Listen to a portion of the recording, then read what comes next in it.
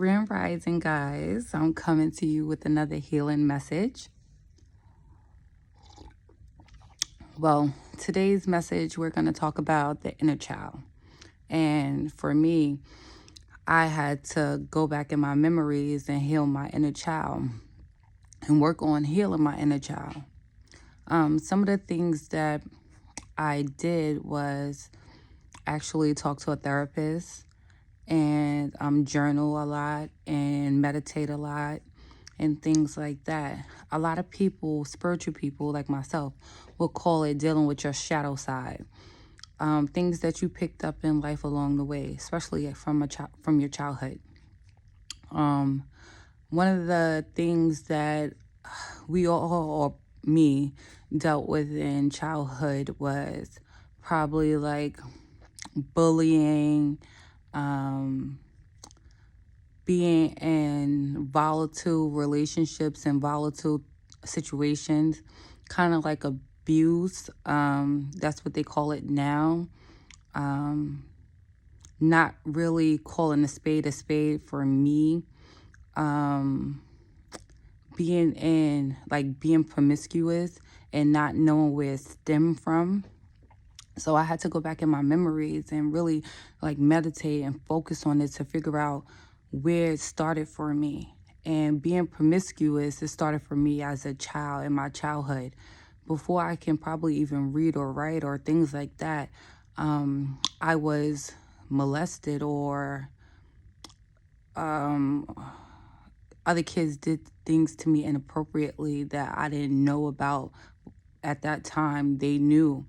And now that I'm adult, I'm figuring that those kids had to be in a situation where someone did something to them inappropriately. Fast forward into my early teens, or, preteens, whatever, I was also taken advantage of. And people did things to me inappropriately. And instead of like your family, investigating, they would be like, she's hot, she's grown, look at her, she's just developing, blah, blah, blah, blah. And not knowing that they are part of the problem, because usually the people around you lead by example. So if you have those type of traits, it's usually because that's the environment that you was in, that's the music that you heard, that's the conversations that was talked about around you, and that was the examples that was set. Another thing was like being mentally and physically abused. If you're like, of my descent, coming from the Black community, it was a time where abuse wasn't even on the table. Like, abuse, what does that mean? Like, you get punched in your face daily, or you get smacked, or, it was a part of growing up in the Black household, at least in my household. Like, you talk back, you going to get punched. If I don't like what you said, you might get smacked. You might get hit with a shoe. You might get beat with a freaking extension cord. Like, we didn't look at that as abuse, how they look at it as abuse now. And I want to say that I had a conversation with, I'm not going to out the person because I don't know if they want to be outed publicly, but it was a family member, and they was just like I was abused, like she abused me. And I'm looking like mortified, like, what do you mean you was abused? Like, that's not true. And I was so destroyed of who they was talking about. And I was just like, a PSA statement, like, men are in abusive relationships too, men be abused as well. So I'm just like, no, you wasn't. And I'm just like, hold on, like, and I was really upset about it. And I had to really go back and think about it, like, dang, maybe they were really abused. Maybe that is abuse. Maybe, like, I wouldn't do that. Maybe that's not right. Like, dang, they really was abused. And then after making that discovery, I kind of felt bad, but at the same time, I was able to go back into my childhood and reevaluate it. Like, I still struggle with it every day, like saying I wasn't abused, but my mother played no games. She took no shorts. Like, you knew her, you knew that she was quick with her hands. So you didn't want to upset her. You didn't want to do anything to make her upset or mad or angry because you knew she was quick with her hands. Watch her hands, not her mouth.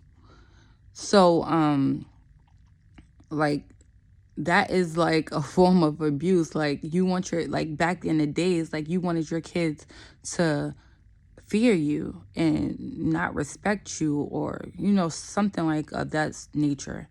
But now as an adult, I want my kids to be able to come to me, not fear me. I want my kids to be able to talk to me and come to me for anything, and respect me, and not have a fear-based respect.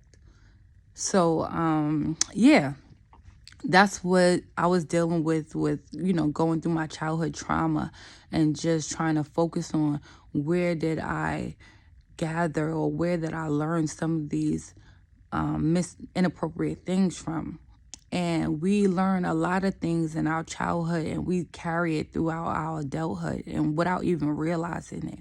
I know a lot of adults currently that are walking around with like things that were said to them when they were in the 8th grade or in the 5th grade, and they're still holding that weight, and they're still mentally, you know, thinking about it every day, and they think that they're not. They think that they're not basing or making decisions based on the child, their inner child that's inside of them. And I'm just going to let you know, like, we're completely wrong. We are making decisions based on the inner child that is inside of us, based on that hurt, based on that pain, based on those words or actions that was taken towards us or done to us.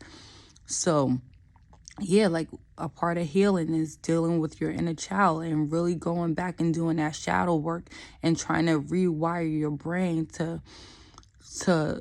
the current day, to what you know is true and what you know is fact-based, and what you know for it to be true, versus what was said and what was an opinion, what was someone else's ideology. And for me, it was very important to go back and rewire my brain, and constantly do that on a daily basis, which is rewiring and refocusing and letting myself know that, okay, you know, it's not okay. You know, sometimes you have to call a spade a spade. And for example, like, other people have, like, even if you grew up in the same household, everybody has a different experience. And it was another family member who was telling me their experience and growing up in the same household, and I was mortified about how they spoke about their experience within the same household. And I wanted to defend a certain person that they was talking about. And it really broke my heart that they felt that way about that person. And I was just like, that's not the person that I know. And that was a part of me actually starting to heal my inner child, because it's not about my experience. Like, everybody has a different experience with the same person. And they had that experience, and I had to accept that they had that experience, and accept their pain, and accept their grief, and accept how they felt, and know that we did live in the same household, but yet we are two totally different individuals, and on two totally different journeys, and had two totally different experiences involving the same person.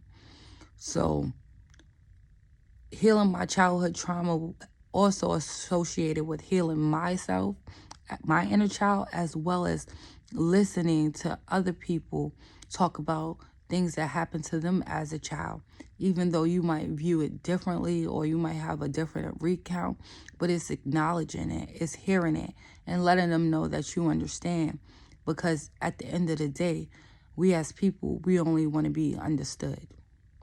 Well, that's my message for today. Enjoy you guys' day. I'll come back next week with something new.